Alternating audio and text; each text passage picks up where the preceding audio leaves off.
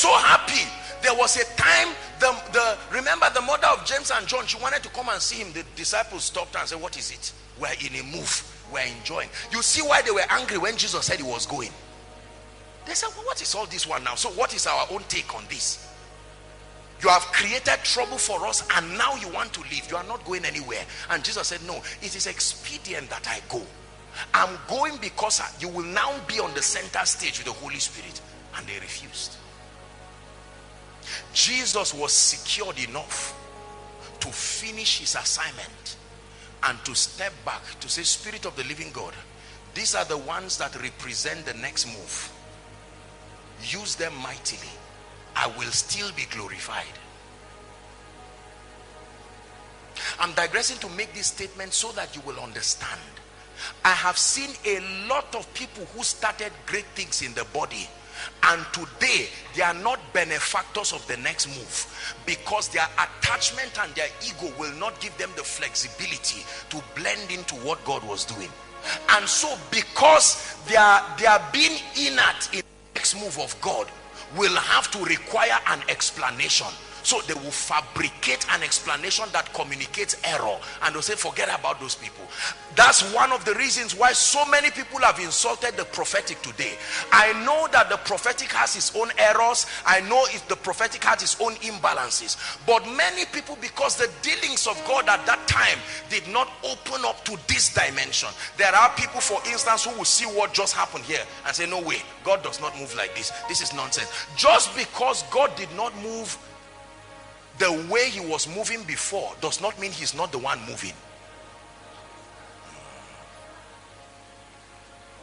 The flexibility to discern the next move of God, and that if you are interested, you open up your heart and say, Lord, I must not pioneer that move to join what you are doing.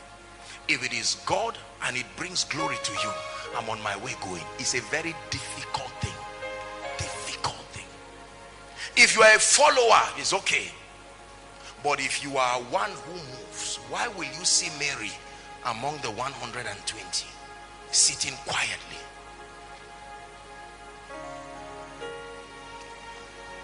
I have looked for certain names who were once great names in the body, in as much as the move of the Spirit within their time was there, and those names are almost silent, and there has been no interest to find out what else is God doing. And sometimes they have begun to teach that, look, anything that is outside the scope of what we know is nonsense. That is a dangerous thing. That is the mistake of John. John would have followed Jesus quietly and he would have died honorably. There would have been no reason for being beheaded. In every crusade, Jesus would have given him honor. Even the scribes were given honor. As terrible were, they never sat outside. They sat inside. They hated him, but at least they followed. They followed. Nicodemus came one day and said, Jesus, let me tell you, we are not stupid. We know. We know. We see what you are doing. We see the formation of a new move. We know that you are a man sent from God. For no man can do these things except God be with him. Except God be with him. I'm taking our time to establish this before we begin to build. I just felt it strongly in my spirit to tell us. Do you know why I'm saying this? Zaria, hear me. You are a privileged place. This is a place that God has put his hand very strongly. And many people from here, listen, God is distributing people from this city across several places. And you see, when you get to some of those regions, you will be surprised that as cheap as some of these revelations we trivialize are, you will find out that some of those regions are in utter scarcity. And you will be so relevant within a period.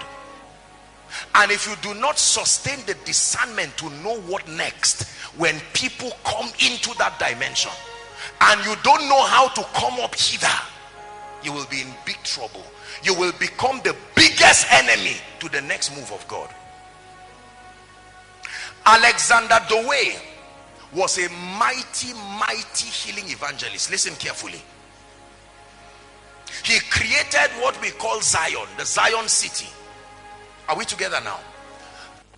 When, you know, then they didn't have internet and communication was not strong. So you couldn't know what was happening in another part of the world. Doe was doing a mighty, mighty work until a strange woman later appeared called Maria Woodward-Eater. Listen, when Maria Woodward-Eater appeared, she introduced a dimension of the move of God that they call presence evangelism. That was when people would fall down like this and literally freeze in the same position for hours, having heavenly encounters. And she was a woman. Until then, Doe was not aware that something was happening at the other side of the world. The day Alexander Doe heard it, history has it, this is confirmed, Alexander Doe told everybody that this woman, number one, as a woman, number two, this dimension was occultism, and he used his influence to fight that woman.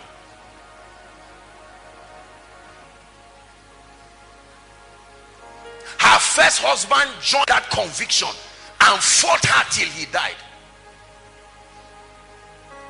The current move of God usually will be the biggest challenge to the next move of God. The same way the law was the biggest challenge to the grace of God. Remember that the Sanhedrin Council started by the impartation of the spirit of Moses upon 70 elders. That's how it started. Eventually it had now become a religious place, and when Jesus came, they could not even identify him. So John had exhausted all his revelation within a dimension he had seen.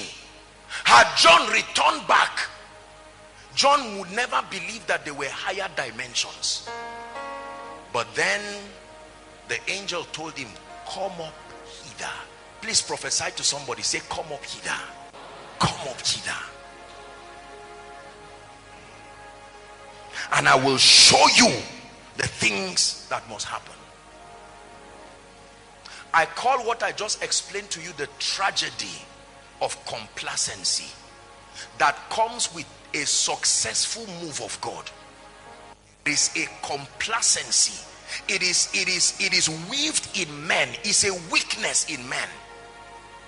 That when you are successful in executing God's desire for a season, usually the impetus to inquire, Lord, can there be more, will not be there, because there are obvious evidences. Nobody can come and say you are not anointed. Nobody can say you are not intelligent. The records are there to show that you are anointed. The records are there to show you have built a great church. The records are there to show you are mighty. Let me give you an instance. In Nigeria today, the pattern of church growth is that there usually will be a central church, like a headquarters. Is that true? And then you will now have branches all together connected. Do you know that was not how it was before? There was a move of God that brought that formation. Do you know what the next move is? Because many young people in our generation now, every dimension you climb has the strategy for the move of God.